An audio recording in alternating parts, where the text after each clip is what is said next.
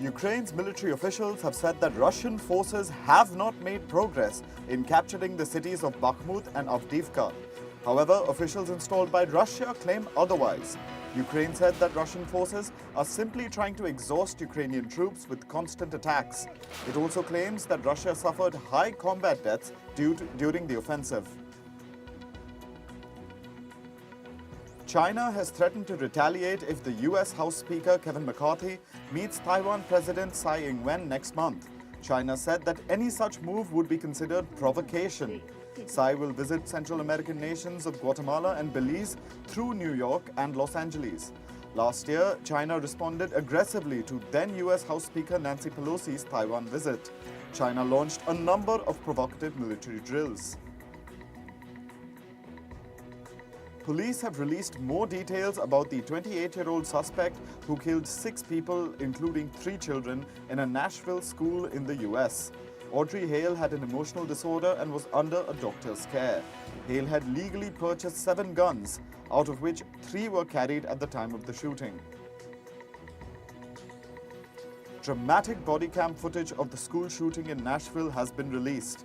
It shows police officers firing multiple bullets at the suspect, Audrey Hale, and conducting searches. Shots can be heard seconds before Hale comes into view and collapses on the floor. One officer then fired an additional round of shots at Hale.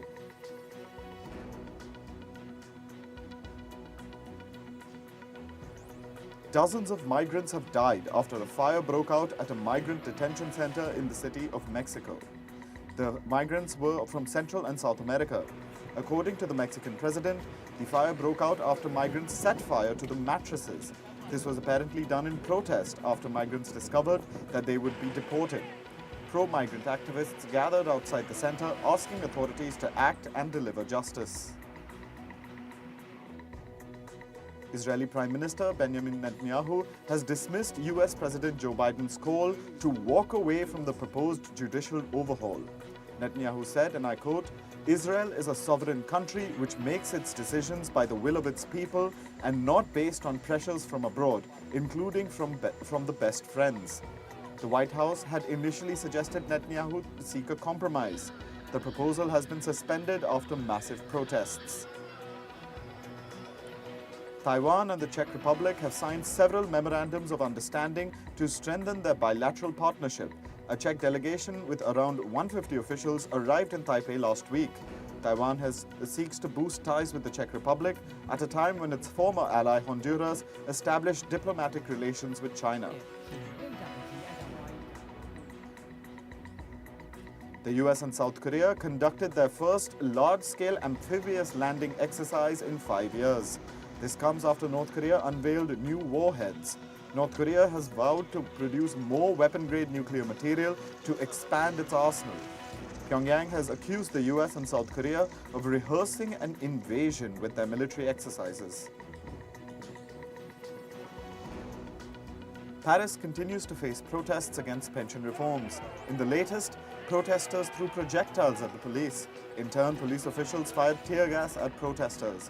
This comes after the government rejected unions' demands to suspend and rethink the proposal. Under the pension reform bill, the retirement age will be changed from 62 years to 64 years. Millions of people have been protesting since mid-January. British Prime Minister Rishi Sunak has defended his plans to detain children arriving in the UK on small boats. Sunak said, and I quote, "It's important that we don't inadvertently create a policy that incentivizes people to bring children who wouldn't otherwise come here." According to Sunak's new illegal migration bill, migrants will be detained in the UK. They will be sent back to their home countries within a few weeks. Migrants won't be able to claim asylum or benefit from modern slavery protections. The military-appointed election commission in Myanmar is expected to dissolve the political party led by the country's ousted leader, Aung San Suu Kyi. This comes after the party declined to register for a planned general election that it calls a sham. A former party lawmaker said, and I quote, "We do not accept that an election will be held when many political leaders and activists have been arrested and people are being tortured by the military." Suu Kyi is serving a prison sentence of 33 years. She was ousted during a military coup in February 2021. people in the Central American nation of El Salvador marched against what they call the unfair arrest of their relatives. A year ago, the country's president announced a state of emergency as a strategy to combat gun violence. The strategy includes arrest without warrant. Protesters also demanded an end to the state of emergency. Close to 2% of the country's population has been detained under the new rules. China's commercial capital, Shanghai, saw its population fall in 2022 for the first time in 5 years. This comes after authorities imposed draconian COVID-19 lockdowns. Last year, Shanghai had 24.76 million people. In 2021, the population was 24.89 million. Around 60% of the people living in Shanghai say they want just one child or none at all. The Prime Minister of Vanuatu has called upon world leaders to act quickly against climate change to avoid the apocalypse. Vanuatu filed a resolution at the United Nations General Assembly. It seeks the opinion of the International Court of Justice on the climate obligation of other countries. Many countries have pledged to reduce greenhouse gas emissions under the Paris Agreement. However, the pledges are not binding. A UNICEF report has found that children in Thailand are at high risk from climate change. The primary climate hazards affecting them include floods, droughts, and high temperatures.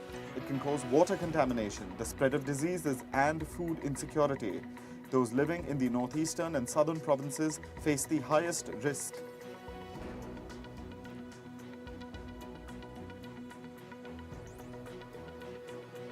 Hundreds of the UK's leading scientists have urged Prime Minister Rishi Sunak to halt licensing of new oil and gas developments in the UK. This comes ahead of an anticipated launch of a revised net zero and energy security strategy. Experts say that there must be no new developments of oil and gas for the world to limit global heating to 1.5 degrees Celsius above pre-industrial levels. The Climate Change Committee has said that the UK is strikingly unprepared for the impacts of the climate crisis. Experts say there had been a lost decade in efforts to adapt for the impact of global heating. The CCC pointed out that climate damages will inevitably intensify for decades to come. It has warned that government actions are now urgently needed to protect people, their homes, and livelihoods. Rescue operations are underway in Ecuador after a landslide killed 7 people. Over 60 people are still missing. Heavy machinery has been deployed to remove debris. Desperate families try to dig through the debris in search of their loved ones.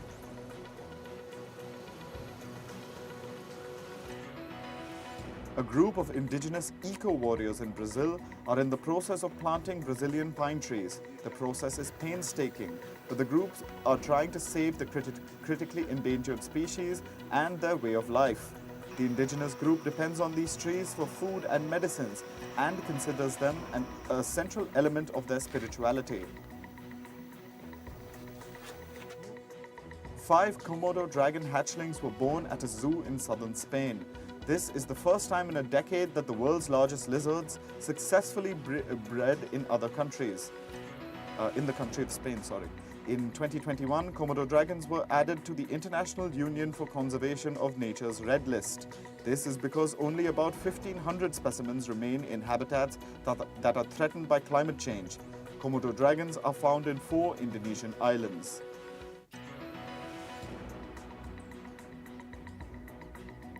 The first congressional hearing into the sudden collapse of 2 regional US lenders and the ensuing chaos in markets is underway in the US. A top US regulator has told a Senate panel that Silicon Valley Bank executives did a terrible job of managing risk before the lender collapsed. The revelation comes as lawmakers demanded to know why warning signs of trouble were missed. Top Bank of England officials have said that the central bank was on high alert amid global turmoil in the banking sector. They also added that Britain was not experiencing stress linked to the demise of Silicon Valley Bank and Credit Suisse. It was also revealed that there were several offers for the UK arm of Silicon Valley Bank before it was bought by HSBC earlier this month for just over $1. Traders are pulling billions of dollars from Binance as problems plaguing the world's largest crypto exchange continue to mount. The US Commodity Futures Trading Commission sued Binance on Monday. The watchdog is alleging that the exchange operated illegally in the US and violated rules designed to prevent illicit financial activity. US authorities have charged FTX founder Sam Bankman-Fried with directing $40 million in bribes to one or more Chinese officials. He allegedly made these payments in order to unfreeze assets relating to his cryptocurrency business. FTX filed for bankruptcy on November 11th when it ran out of money after the equivalent of a bank run on the global cryptocurrency exchange. McKinsey has started eliminating 1,400 roles this week in a rare round of job cuts. The consulting giant is restructuring how it organizes its support teams. McKinsey has seen rapid growth in its headcount over the past decade. The move includes workforce reductions and moving people into other roles. Sporting goods giant Adidas has asked the US Trademark Office to reject an application for a Black Lives Matter trademark featuring 3 parallel stripes. Adidas says the Black Lives Matter Global Network Foundation design would create confusion with its own famous 3 stripes mark. It added that it has been using its logo for more than 70 years.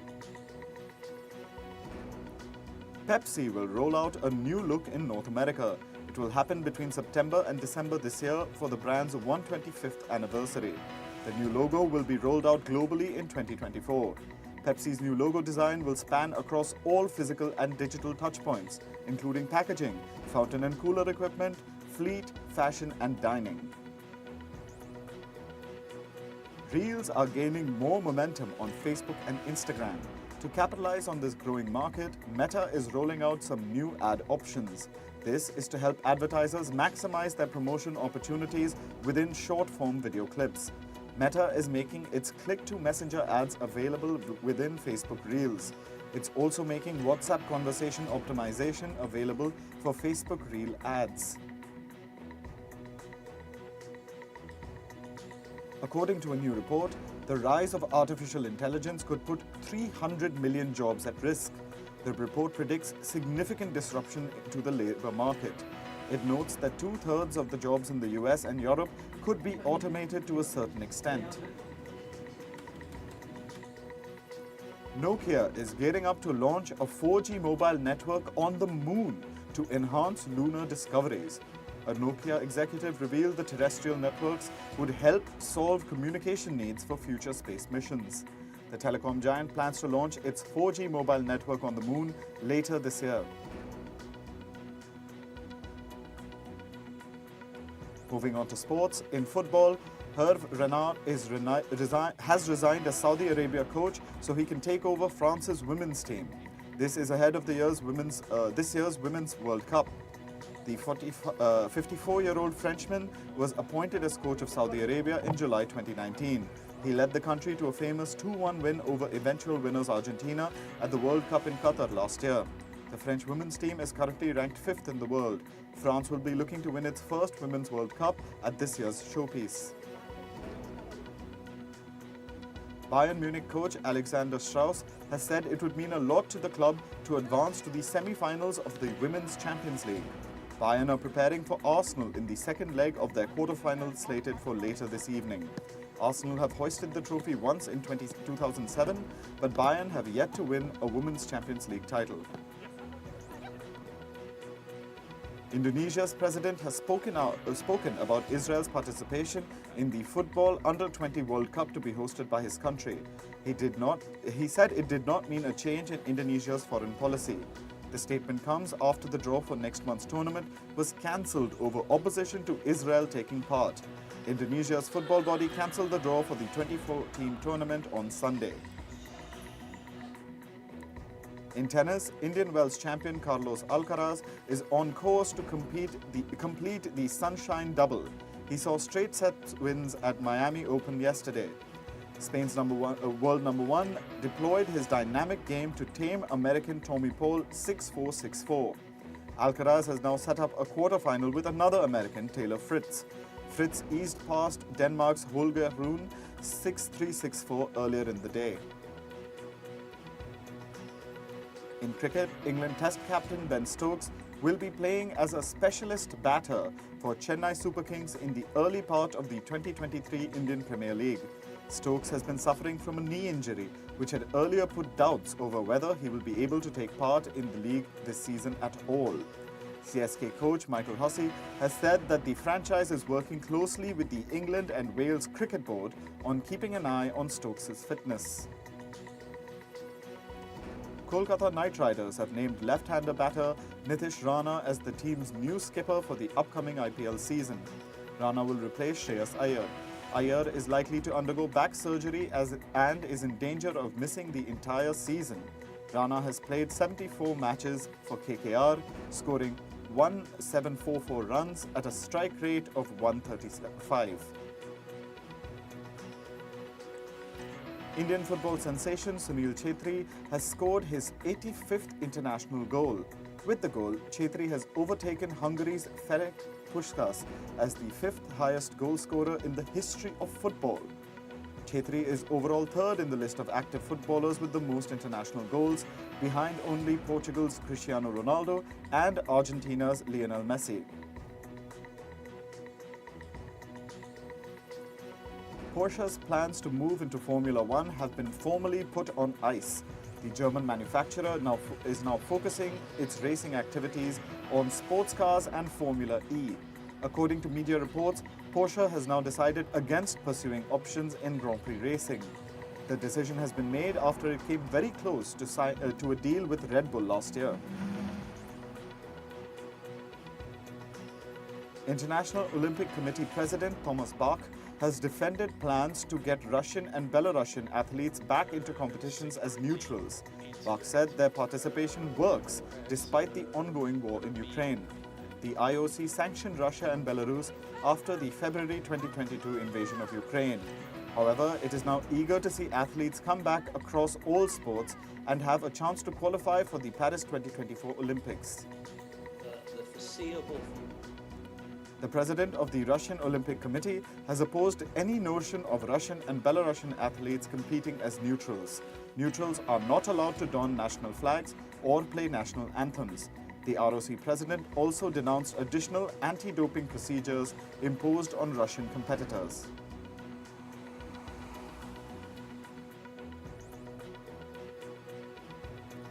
Julia Roberts kicks off Chopard's new campaign in Geneva.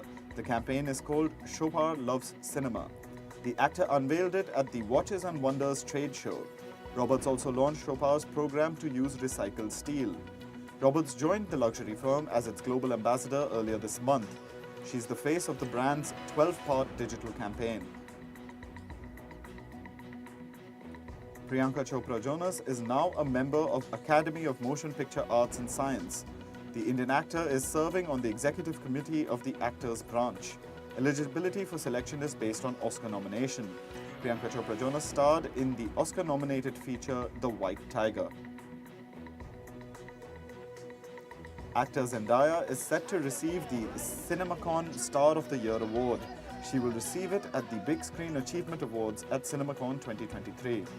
The convention will take place at the Caesars Palace Hotel in Las Vegas between 24th and 27th April. The Emmy Award-winning actor will next be seen in Challengers, releasing in September. The Cannes Film Festival has renewed its partnership with TikTok.